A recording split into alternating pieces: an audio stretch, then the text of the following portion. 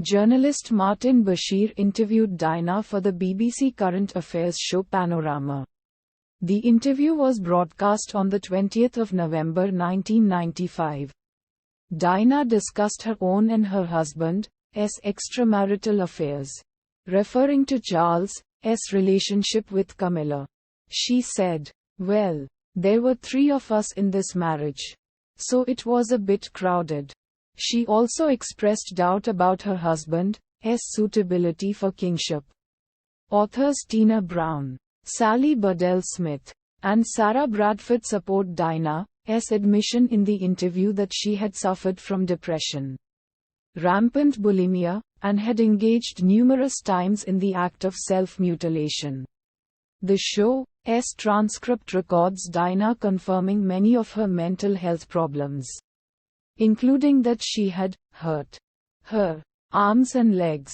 The combination of illnesses from which Diana herself said she suffered resulted in some of her biographers opining that she had borderline personality disorder. It was later revealed that Bashir had used forged bank statements to win Diana and her brother's trust to secure the interview, falsely indicating people close to her had been paid for spying. Lord Dyson conducted an independent inquiry into the issue and concluded that Bashir had little difficulty in playing on Diana's fears and paranoia, a sentiment that was shared by Diana's son William. The interview proved to be the tipping point. On the 20th of December, Buckingham Palace announced that the Queen had sent letters to Charles and Diana, advising them to divorce. The Queen's move was backed by the Prime Minister and by senior Privy Councillors, and, according to the BBC, was decided after 2 weeks of talks. Charles formally agreed to the divorce in a written statement soon after.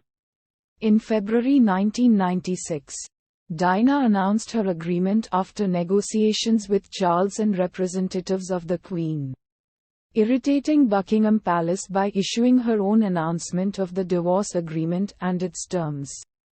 In July 1996, the couple agreed on the terms of their divorce.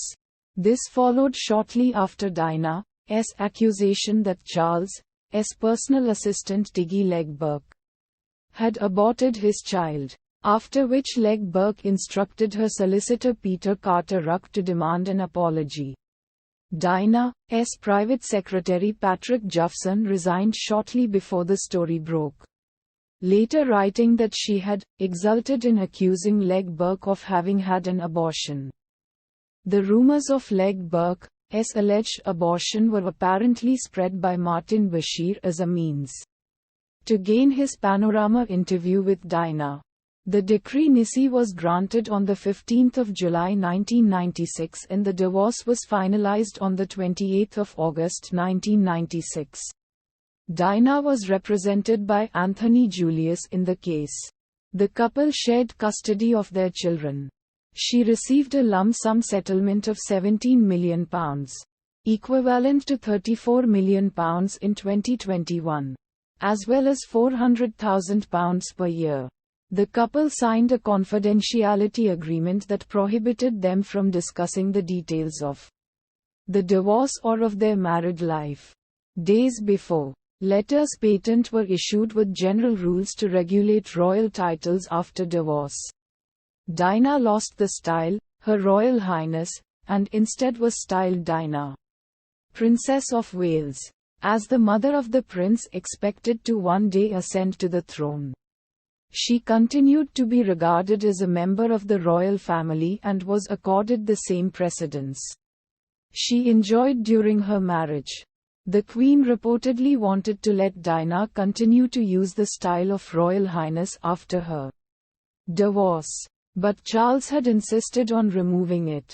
Prince William was reported to have reassured his mother, "Don't worry, Mummy. I will give it back to you one day when I am king." Almost a year before, according to Tina Brown, Prince Philip had warned Diana, "If you don't behave, my girl, I'll take your title away." She is said to have replied, My title is a lot older than yours. Philip. Quote.